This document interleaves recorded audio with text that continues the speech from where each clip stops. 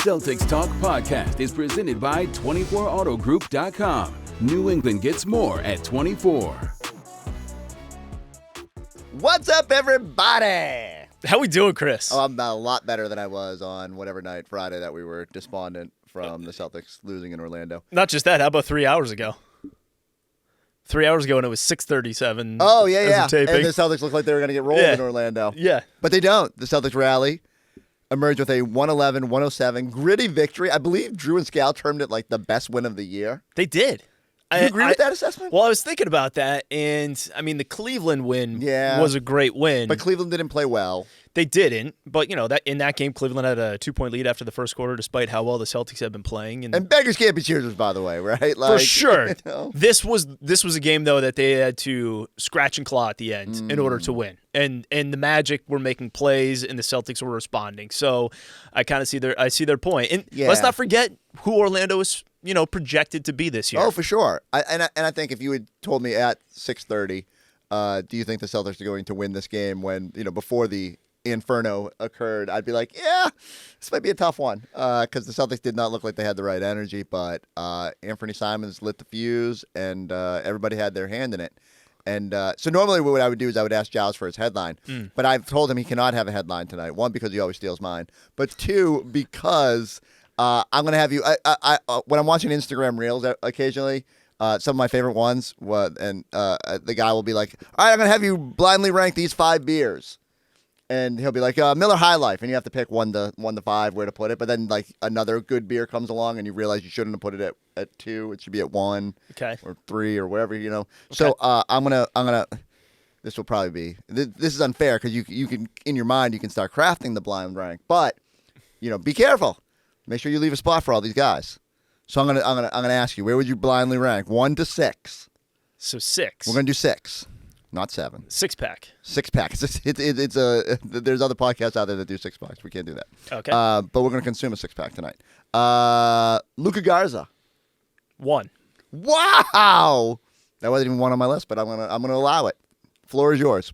Luka Garza, I thought, was huge, especially in that fourth quarter. He had a personal 6-0 run, which is part of a 13-0 Celtics run. Is there anything more unexpected than the Luka Garza 6-0 run? I guess that's what I mean. I'm doing my rankings based on sort of expectations. Fair.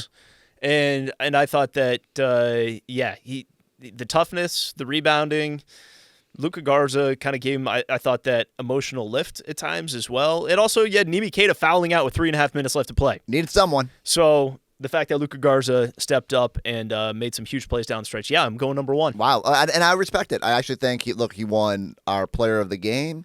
He won Tommy Award. You're not supposed to be able to win those two things together unless it's like an exceptional performance, but maybe you could put that in this category. What I love most is that a couple games ago, Luka Garza didn't so much get pulled, but the Celtics went small and decided some of their best lineups, even though the numbers haven't really borne out, were to leave more skill on the floor, have Josh Minot out there with a bunch of wings or guards. And I really sat there and said, man, like maybe they're just not going to lean on Garza a whole lot. Like invariably, we're overreactionary in the moment, and it was clear he's going to get more opportunity. But this was probably a little bit quicker than I thought, and they needed him in this game. As you said, Keita's in foul trouble. It's just one of those nights where they needed energy from the bench. And Luka Garza comes in and reminds everyone why he's the best Luka in the league. And again, he's number 1 on my list. Who's the next one that we're putting on there? Okay, number 2. Well, you know what? We'll go Anthony Simons. Where are you ranking him 1 to 6? I will put him number 2. Okay.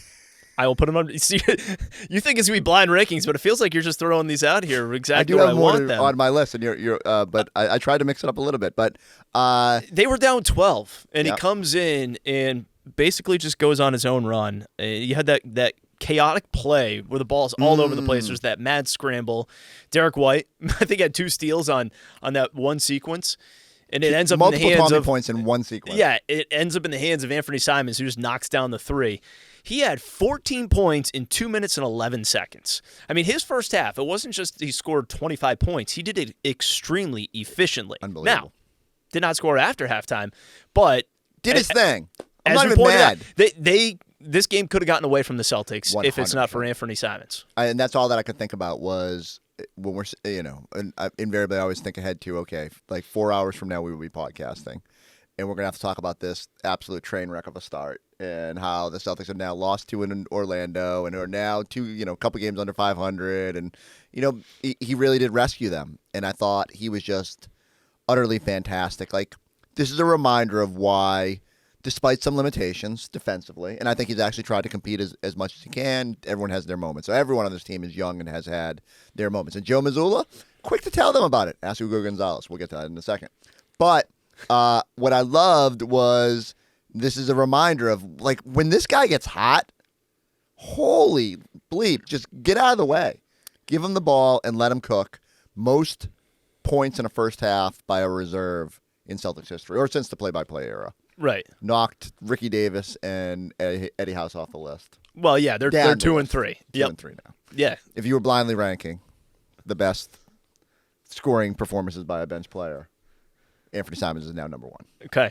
So that's what I got for my number 2. Who you got next? Wow, you're just trying to move on really quick here. Well, no, I mean, also, I was excited. You got me like in this list mode, so I just want to make sure I'm trying not to screw it up too much. The harder it's going to be to know what spots you filled up, but you're going in order, so it's making it easy.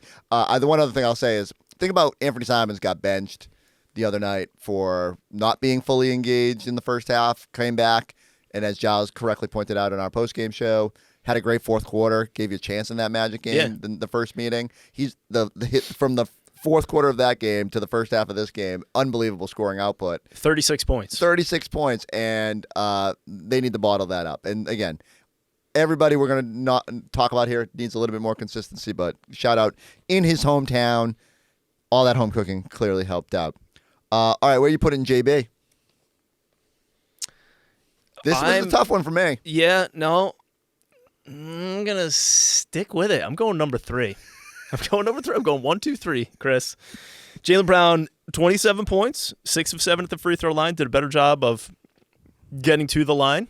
Had some huge plays in that third quarter as well. That when it felt like Celtics were kind of weathering the storm. But, and I said this to you in Postgame Plus, like it almost feels like we take for granted the games that Jaylen Brown is having. Now, it wasn't necessarily his most efficient game, and again, we're grading this based on expectation, so that's why I had the other 2 guys ahead of him.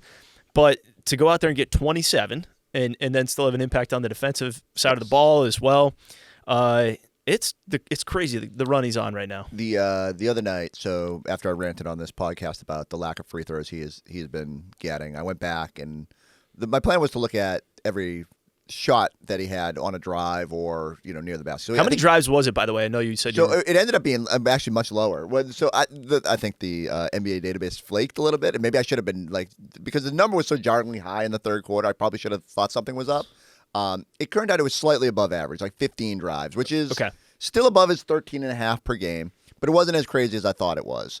Now there's some flukiness there too, because if a drive doesn't end in a shot or a pass to a direct shot attempt, it sometimes doesn't get tagged. So that's where I think maybe that the number was elevated, where if a guy drives and kicks it and then it gets kicked again, you're not getting credit for the drive. Okay. But that's neither here nor there. then to clarify, the final 3-pointer by Jordan Walsh doesn't count as a drive for Jaylen Brown, despite the fact that he got all the way to the hoop, found Peyton Pritchard. Okay. I think there are some metrics out there, some companies, I don't want to slander any of my favorite stats people, but there are some companies that count that as a drive, whereas they're the ones that's publicly available to us in the NBA database there has to be a shot finish to tag it. But he had the number I can tell you is that he had 10 shots inside of 8 feet. And you watch some of them, I mean, it looks like he gets hammered on at least 2 or 3 of them. He got 1 whistle, I think it was in the second quarter, on a drive that, missed the shot but got to the free throw line. And that was the only shooting foul he drew on the evening. And he clearly vented after that game. He got a better whistle tonight, but still not a superstar level whistle. And so I'm just left wondering when Jaylen Brown is going to get the respect he deserves. He had a absolutely ridiculous, charging, poster-worthy dunk and got hammered twice and didn't get a call. It was, and I think I remember hearing on the broadcast, even on the radio broadcast at that point, that they said, "Oh, and one," and everyone was confused. Right, everyone thought it was an and one. It felt like it in the moment. They literally stopped the game. Right. Right, and that created some of the confusion there. Again, what he's doing right now, 10 games. What do we know now? 11 games. He's got to be. Games. And he's 27 plus in probably 9 of them. Maybe 7 more. Yeah. Well, he's had maybe 8. He had 630 plus, and then he's probably had a 27 and 20. Yeah, you might be right. I'd have to. A professional podcaster would be prepared to answer these numbers, but I don't bring my laptop in here to crunch those in the moment. I like to be engaged and locked in and focused. All right. So I got my 1, 2, 3. 1, 2, 3. All right, number 4. I'm going to throw it here because it's going to screw up your list. But Jordan Walsh. First off, criminal to have him at 4. Why? But go ahead and explain yourself, because he was way more impactful than 4, even though the other guys in front of him were very good. Yeah, I mean, you're doing things in order right now, as far as I'm concerned. You have to put him 4, only to adjust for the fact that you clogged up your first 3 spots. No, I don't. He was really good. He hit the first 3 of the fourth quarter. He made the last 3 of the fourth quarter for the Celtics. 2 of 2 from behind the arc, the 6 points, the defensive presence that he brought. And it's again, and Luka Garza said it in his post-game interview, the trust. Jaylen Brown to Peyton Pritchard to the corner for a Jordan Walsh 3. That it is nice to see, them have that trust, because I think a lot of us probably would have been like Peyton, thinking Peyton's going to take that shot. Game's coming down to the wire, and first of all, I thought Jaylen was just going to to with it, right? And wouldn't have hated it. No, would have been fine with that. I was like, whoa, and then Jordan Walsh knocking down the 3 from the corner. That is it's a great point, where they have the ultimate trust that just make the right play and you'll be rewarded. So my headline coming in was going to be, sort of feels like Jordan Walsh is figuring it out, right? Like, so last year, a year ago, coming out of training camp, felt like he was ready to kick down the playing time door. Played hard in the preseason, made some shots, at least more than he had made at that disastrous summer league. And it was like, okay, maybe there's a chance he's going to carve out what I kept calling the O'Shea Brissett minutes, right? Like from the championship team, he had avoided the wing, and he never really grasped the opportunity. So much so that Baylor Scheierman ended up taking some of those minutes at the end of the year. Neither of those guys sort of put you in a position where coming into this season, you said, they're one of those guys definitively going to play. But you could see the raw abilities of both those guys. And I was very curious who would sort of emerge. And we've probably seen more Ugo than we've seen of Jordan and Scheierman, which understandable because Ugo's been very good in his minutes. And we'll get to him in a second. But I really love the way the last 2.5 games feels like Jordan Walsh was like, you know what? I'm just going to go in there. I'm going to rebound as much as I can. I'm going to fly around and be a pest defensively. I'm going to be okay with being tasked to go with guarding Paolo Banchero as he gets red hot in the second half, and I'm just going to do the best I can. And once he had a good number of – once those rebounds started, it felt like he got some confidence. Once he started getting defensive stops and steals and all that, felt like the offense started coming. All of a sudden, he's knocked down a few shots, but none bigger than that corner three-pointer. And feels like that could be a real moment for him. Yeah, it should be a confidence builder, if nothing else. And I as we're having this conversation, it's the way I kind of felt about it as soon as the game ended. It's like you had these pockets of this game where you just had guys stepping up and like owning their moment, and that's what they need. Like that's what they need from this roster. It's not everyone has to have a great game every single night, but you need guys to own portions of the game. And Jordan Walsh owned his minutes, especially in the fourth quarter, just as Luka Garza owned his moments in the fourth quarter a couple of times, and Jaylen Brown just owning his moments whenever he's on the floor. Jordan Walsh was number 1 on my list. Was he really? Yeah. So how would you have ranked? What else did I get wrong? We're not done yet. What we need more Jordan Walsh talk. So Kayla got a chance on the walk-off to talk to Jordan Walsh, and here's what he said. Jordan, a huge performance by not only you, but the whole bench entirely. 50 bench points. You hit a dagger 3, ice in your veins. What was going through your mind in that moment? I felt like, throughout the course of the game, my man would leave me and go help. So I knew that, going through the game, if I slowed down and was waiting for my shot, that it would eventually come. If not, crash, try to get offensive rebound. When you see guys what do you make of Jordan in this game here tonight? He's the king of lockdown. He can guard anybody. The bigs, the littles, the wings, it don't matter. Call Jordan. He's your guy. That's an ad. That's an ad. Not only did X just mention the defensive side, we're talking about that big 3, but just seeing the other guys on this bench. I mentioned those 50 points. Having Luka step up, especially when Neemias Queta goes out with those fouls. How are you able as a bench unit to stay ready and lock in those moments? It's through preparation. Preparing is, way before the game, the days before the game. Every day, everybody comes in here. Me and Luka, we work out every morning. We're in the gym shooting every morning, waiting for our opportunity to come. And when it came, we maximized it. Shout out to him, shout out to everybody else. Hugo came in, played big. So, those guys always staying ready, always being prepared is great. 19 lead changes in this game. How were you guys able to stay relentless all the way up into the half, all the way up into the end, and come out on top? We knew that, Orlando's a physical team. We know that first punch is coming. It just depends. Are we going to throw it? And if they throw it, are we going to come back and hit harder? Joe has been on you throughout this whole season, ever since you became a Celtic. When you see him, get up for you and you are able to lock in on key moments, what goes through you mentally as a player? I feel great. The support from him, not just him, but everybody. D-White coming dapping me up. JT watching him dapping me up. All that stuff fuels the confidence, fuels the energy that I have that I can bring. It makes you want to fight for those guys even more. Congrats, Jordan. You deserve this one. Thank you so much. All right, you're pressing me on my list. I'm going to tell you. I had Jordan Walsh, then Luka Garza, then Anthony Simons, and then a mystery. Because I'm going to ask you, where would you put Ugo Gonzalez? Ugo Gonzalez. He was my number 4. He's your number 4. You have him ahead of Jaylen Brown. I did. So you're same deal, right? Like you're grading on expectations. JB had a night that I don't want to diminish it. I thought he was great, but that's what he's been all season. He's been great, and I guess my only problem with it is just don't take it for granted what he's been doing. 100%. So, I'll go home and I'll second guess this list. And okay, we can't have the same list. Like people in the comments want to yell at me. Feel free. Ugo Gonzalez. And you would have him ahead of Jaylen Brown. I don't have a problem with that. Here's what I will say, though. And he had 3 points. He was a team high plus 19. Impacting winning.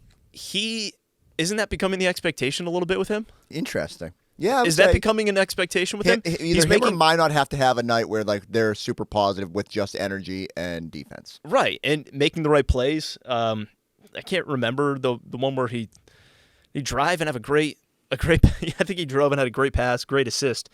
I know he had 2 steals. The plays I vividly remember was one guarding Banchero. There was a sequence where I think he made a defensive stop and then fed the ball to Anthony Simons. Well, he also and then there was another one to drop off to Kayla. Yeah. So I guess what I'm asking you then is, what are expectations when Ugo Gonzalez comes on the floor? Because he seems to take care of the ball pretty well, play pretty good defense. Gets screamed at by Joe Mazzulla. He does. By Tony Dobbins. He doesn't. I think maybe Tatum was yelling at him today. I don't know. I think Tatum was trying to play peacemaker. He doesn't feel overwhelmed by the situation. He is, for a 19-year-old being told to go guard some of the best players on the other team. It is remarkable how he's just like, cool, I'll go do it. And again, he's not perfect. None of these guys are, and he'll occasionally get caught wandering or ball watching or whatever, but more often than not, when he just is focused on being an on-ball defender, when he's applying pressure, especially in the backcourt, it's remarkable how different the team is and how much harder it is for teams to get into their sets. He also, I think he drew he got the charge on Wendell Carter Jr.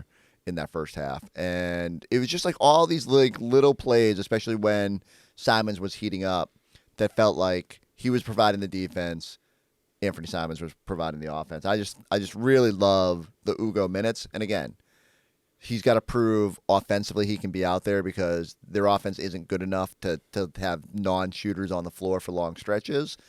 But he does occasionally take shots with confidence. And so it's just a balance of getting him activated on that end and understanding where his shots come from. He took one shot, he made his 3. Can't be more efficient than that. Perfect from the field. Perfect. I've often said Ugo Gonzalez perfect. Now you wanted to go 6. I did. If this guy's I want to guess. Do you want to guess who the last person is? Yeah, it's Derek White. It is. And Derek White with 21 points. 3 of 9 from 3, which is still you're heading in the right direction. But making some big plays, took a big charge. Derek White, I felt like you're starting to see him kind of be more comfortable, I think. And his family was there. They were. Richard White was in the crowd. It was his birthday, I think I heard, too. So I heard that, too. And so quite the birthday day. Right. Tom Curran, who was previously in this chair, as there might have been a football game today, his birthday. My sister-in-law, Katie. Wow. Yeah, and her daughter is a huge Derek White fan. So I felt good for the families that all the Derek White supporters in the world were we're like had a good day. So Derek White has that kind of night, and 4 assists, 3 rebounds, 3 steals, and again, I think like 2 of them were on that one chaotic play. scramble. Yeah, but it felt like a Derek White night finally, in terms of like the chaos he created. Yeah, he definitely created chaos. He definitely created chaos. It's been a lot of games and a lot of nights. Yeah. And then there was the cradles to crayons that we got coming back. So I just read that. And I know it took all my might not to yell at you that you're already pronouncing it wrong. But again, that's how I've been pronouncing it for many, many years. Don't even want to say doesn't how make many. it right. I'm not alone. Kayla's with me on that. But I guess, would you have Derek White 6th on the list after 21 points? I had him 5th. I had Jaylen last. Wow. Again, and it goes to your whole, like, I'm totally taking for granted how good Jaylen's been, and that's unfortunate. But I think I'd do the same thing. It's just, he's been a superstar in his role. And I think he was so good the other night too, and I was just so frustrated that he didn't get the whistle. But maybe I'm falling prey to the same thing. Maybe I am very much like the NBA officials, do not respect the level that Jaylen Brown is playing at and need to be better. And so I will whistle myself for an infraction. Like if he goes 7 for 22 and scores 20 points. Solid night.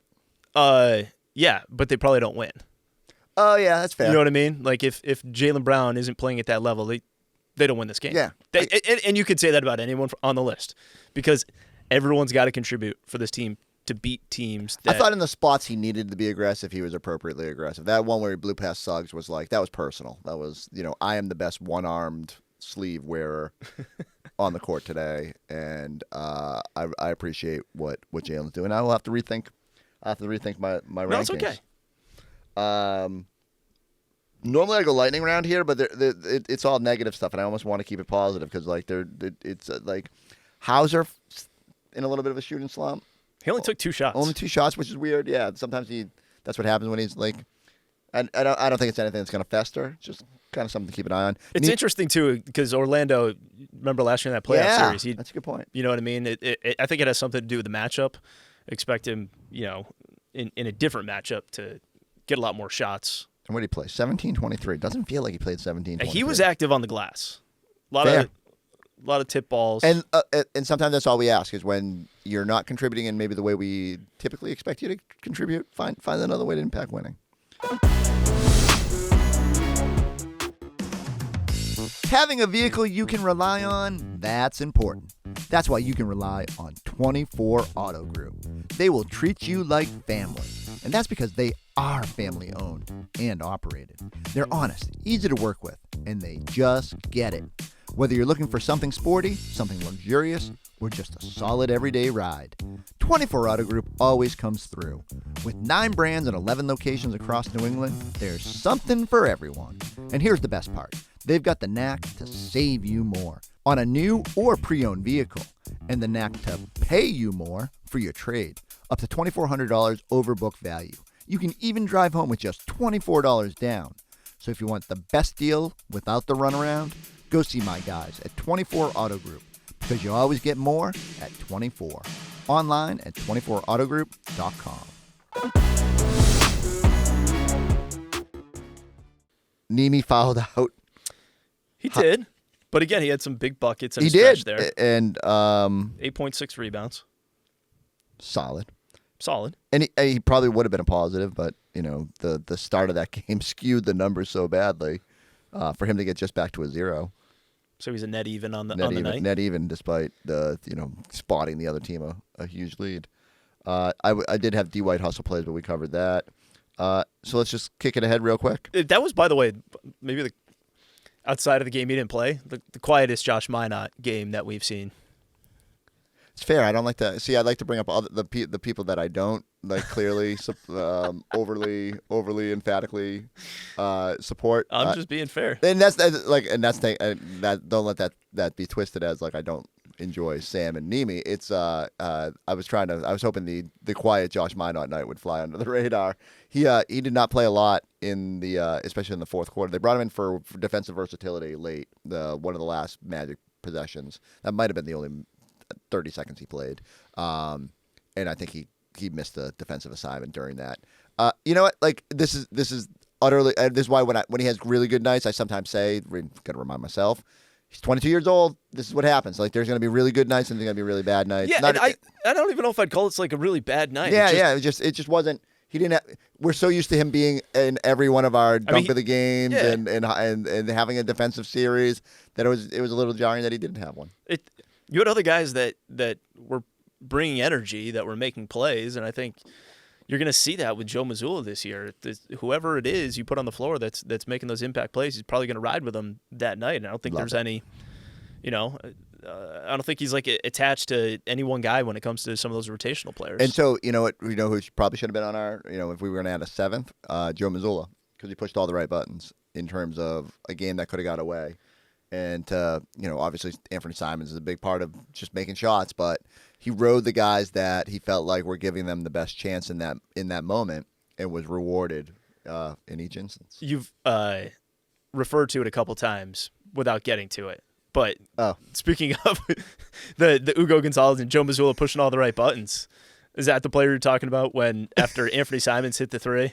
Yeah. And like it was funny because everyone's running out to celebrate at half court with Simons, and our camera just happened to catch it. I think our camera was trying to get Tatum because Tatum was just full of joy, right? Like for Anthony Simons, and he was trying to spill out onto the court, but it inadvertently caught that. First, Tony Dobbins went over and was kind of giving Ugo some grief, and then Joe came over and really threw an MF in there.